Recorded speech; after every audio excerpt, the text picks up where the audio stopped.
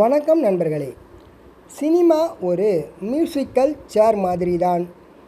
பாகவதர்கள், வசனகர்த்தாக்கள், கதாநாயகர்கள் என ஒருவர் மாறி ஒருவர் ஆளுமை நடத்தி கொண்டிருந்த அந்த நாற்காலியை 1960களுக்கு பிறகு இயக்குனர்கள் கைப்பற்றி கொண்டார்கள். ஃபிலிம் சுருளில் சிற்பம் வடிக்க தெரிந்த ஸ்ரீதர், பாலச்சந்தர், பாரதிராஜா, மகேந்திரன், பாக்யராஜ், டி. ராஜேந்தர், பாலு மகேந்திரா, மணிரத்னம், ஷங்கர், பாலா, சேரன் போன்ற திரை சிற்பிகளை அந்த சிம்மாசனம் அனுமதித்தது. செல்லுலாய்டு சிற்பி ஸ்ரீதருக்கு பிறகு பாலச்சந்தர் தனது பரிவாரங்களை செலுத்த வந்தார். தஞ்சை அருகேயுள்ள தன்னிலத்துக்காரரான பாலச்சந்தர் ஒரு பட்டதாரி. கல்லூரி காலகத்திலேயே கலையார்வம். நர்த்தனம் ஆடவே நாடக மேடை அவரது திறமைக்கு வடிகாலாக இருந்தது. பிறகு சென்னை அக்கவுண்டன்ட் ஜெனரல் அலுவலகத்தில் வேலை கிடைத்தது. தலைநகரிலும் கலைப்பணி செய்ய ராகினி ரெக்ரியேஷன்ஸ் மாலை நேரத்து நாடக களமாக இருந்தது.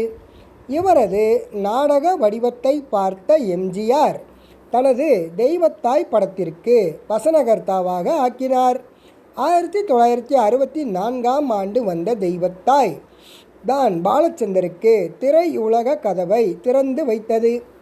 அதன் பிறகு ஏவிஎம் நிறுவனம் தயாரித்த நீர்க்குமிழி வாயிலாக இயக்குனராகவும் அவதாரம் எடுத்தார்.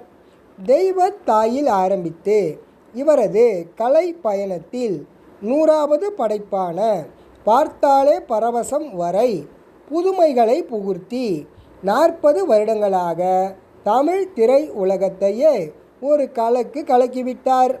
பாலச்சந்தர் திரை பிரவேசம் செய்த நேரத்தில் வர்த்தக நோக்கத்திலான மசாலா படங்களும், பொதுமக்களை புதைகுழிக்குள் தள்ளும் அரசியல் ஆக்கிரமிப்பு படங்களும், இளைஞர்களை போதை மயக்கத்தில் மிதக்க வைக்கும் பாலுணர்வு தூக்கலாக இருக்கும் படங்களும் தான் அதிகமாக வமனி வந்தன.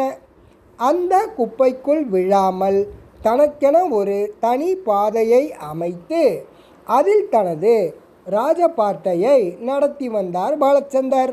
காதல், காமெடி, கொஞ்சம் சென்டிமெண்ட்ஸ் என்றிருந்த சினிமா ஃபார்முலாவை உடைத்தெறிந்து ஆன்டி சென்டிமெண்ட் என்கிற புது ஃபார்முலாவை துணிந்து புகுத்தி தமிழ் சினிமாவில் தனக்கொரு ஆச்சரியக்குறியாக பதிவு செய்து கொண்டார் பாலச்சந்தர்.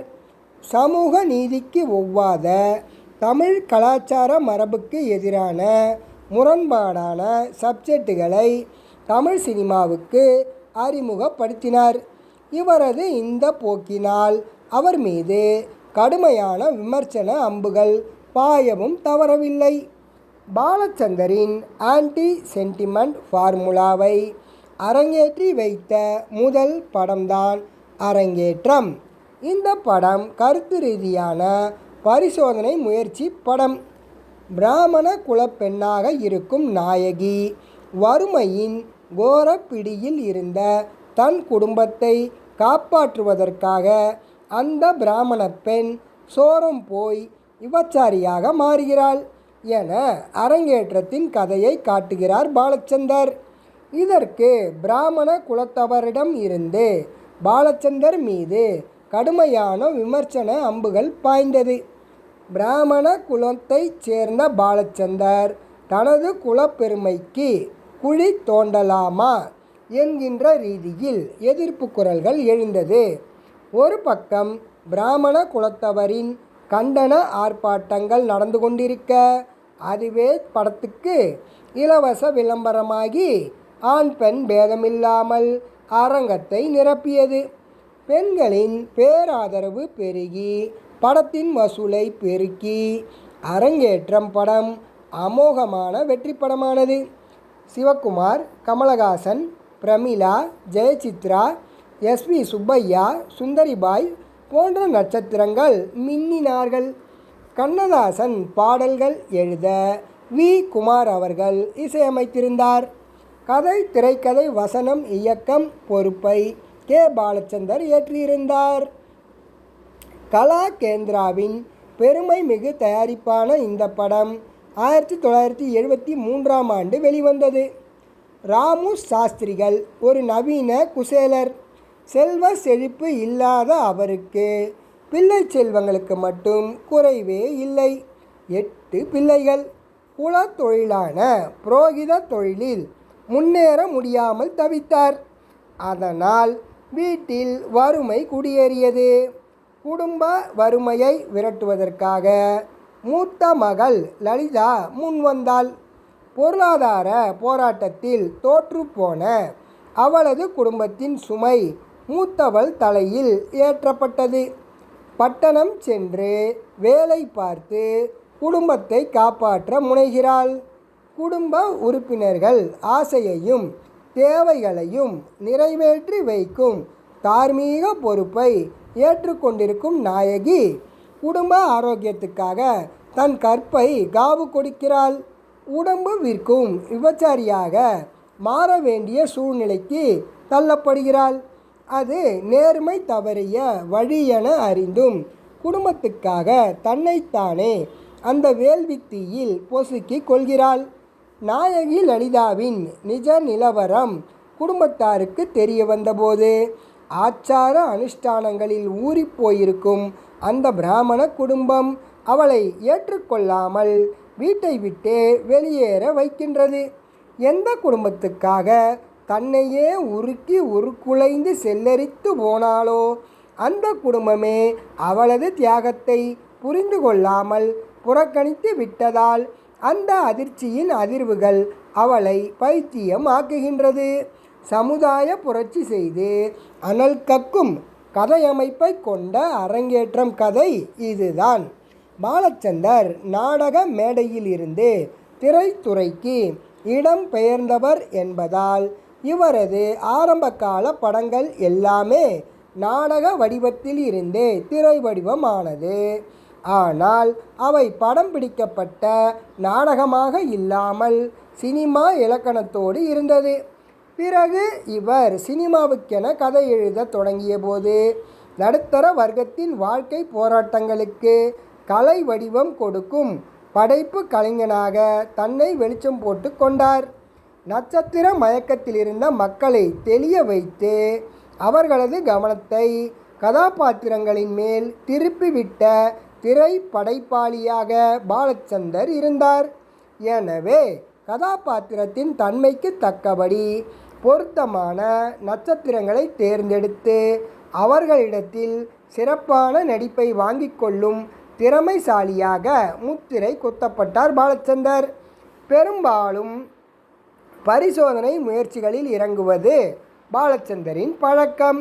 எவ்வளவு பெரிய மேதையாக இருந்தாலும் கலாச்சார மீறல் எனப்படும் முரண்பாடுகளின் மொத்த உருவமாக இருக்கும் ஆன்டி சென்டிமெண்ட்ஸ் கதையை வெற்றிகரமான படைப்பாக்கி காட்டுவதென்பது கடினமான காரியம். இந்த அசட்டு துணிச்சலில் அசராமல் இறங்கி திரைக்கடலில் வெற்றி முத்துக்களையே அள்ளி வந்திருக்கிறார் பாலச்சந்தர் அவர்கள். இந்த அசட்டு துணிச்சலை அரங்கேற்றி வைத்தது இந்த அரங்கேற்றம் படம்தான். பல சர்ச்சைகள், கடுமையான கண்டனக்கணைகள், விமர்சன அம்புகள் என பல தடைகளையும் தகர்த்தெறிந்து இதற்கு மக்கள் மன்றம் மாபெரும் வரவேற்பு வளையம் அமைத்து கொடுத்தது. அதன் பிறகுதான் தொடர்ந்து இதே பாதையில் பயணப்பட்டார் பாலச்சந்தர். சுதந்திர பறவையாக சுற்றி வந்த லலிதா குடும்பத்தில் ஏற்பட்ட பொருளாதார போராட்டத்துக்காக வேலைக்கு செல்ல முடிவெடுக்கிறாள். நகரத்தில் தம்பியின் மருத்துவ படிப்புக்காக சிபாரிசு பிடிக்க போய் ஒரு மனித மிருகத்தின் பாய்ச்சலில் சிக்கி தன் கன்னித்தன்மையை காவு கொடுக்கிறாள்.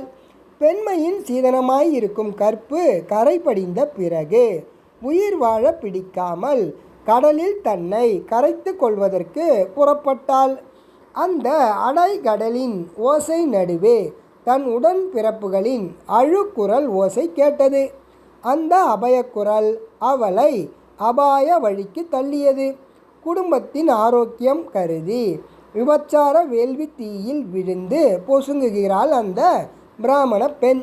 இப்படி கலாச்சார மீறலை காட்டி புதுமையின் உச்சத்தை நோக்கி போய்கொண்டிருந்த இயக்குனர் கிளைமேக்ஸ் காட்சியில் நாயகியை நாயகனோடு சேர்த்து வைக்காமல் அவளை மனநிலையில் மாறுபாடு கொண்ட பைத்தியமாக்கி விட்டது இயக்குனருக்கு ஏற்பட்ட அச்சத்தை தான் காட்டியது. ஒரு நல்லவனுக்கு விபச்சாரியை கட்டி வைத்தால் அந்த முடிவை மக்கள் மன்றம் ஏற்குமா என்கின்ற வர்த்தக புத்தி நாயகியை பைத்தியமாக்கி விட்டது. அரசாங்கத்தின் குடும்ப கட்டுப்பாட்டுக்கு ஆதரவான காட்சியில் நல்ல நயம் தெரிந்தது. வசன வீச்சு கைத்தட்டலையும் விசில் சத்தத்தையும் அதிகரிக்க வைத்தது. தெளிவான திரைக்கதை அமைப்பும் திறமையான இயக்கமும் படத்தின் இதயமாக இருந்து வெற்றிக்கனியை பறித்து கொடுத்தது. அரங்கேற்றம் நாயகி லலிதா குடும்பத்துக்காக தன்னையே அர்ப்பணித்து கொள்ளும் தியாக உள்ளம் படைத்த கதாபாத்திரமாக வடிவமைக்கப்பட்டிருந்தது. அந்த கதாபாத்திரத்திற்கு பொருத்தமான நடிகையாக பிரமிளா இருந்தார். பிரமிளாவின் திமிரும் இளமையும் இயல்பான நடிப்பாற்றலும் விலைமகள் கதாபாத்திரத்திற்கு கச்சிதமாக பொருந்தியது. பரிமளாவின் இளமை செழிப்பும் பிரமாதமான நடிப்பும் கலை உலகத்தின் கவனத்தை கவர்ந்தது. அதன் பலனாக பிரமிளா சீக்கிரமே பிரபலமானார். கதாநாயகன் சிவகுமாருக்கு அதிகம் வேலை வைக்காததால் தன் கதாபாத்திரத்தின் தன்மையை உணர்ந்து யதார்த்தமாக நடித்துவிட்டு போனார். இதில் கதாநாயகியின் தம்பியாக வலம் வந்தார் கமலஹாசன். கதாநாயக பதவிக்கு உதவாத ஒட்டகச்சிவிங்கி உடம்பும் அரும்பு மீசையுமாய் இருந்தாலும் கதை சம்பவத்தை உணர்ந்து கச்சிதமாய் நடித்திருப்பார். மற்றும் எஸ்.வி. சுப்பையா, எம்.என். ராஜம், ஜெயசித்ரா போன்ற துணை கதாபாத்திரங்களும் படத்தின் வெற்றிக்கு துணை நின்றன. வி. குமார் இசையில் கண்ணதாசன் எழுதிய ஆண்டவனின் தோட்டத்திலே அழகு சிரிக்குது, மூத்தவள் நீ கொடுத்தாய் வாழ்விலே முன்னேற்றம், ஆரம்ப காலத்தில் அது இருக்கும் போன்ற பாடல்கள் பிரபலமாகி படத்துக்கு பலம் சேர்த்தது.